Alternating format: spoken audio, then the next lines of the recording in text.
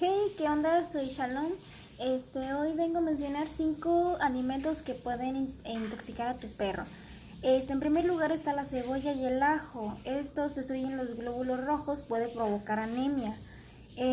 Otro puede ser las uvas, los frutos rojos, las pasas, las carnes secas.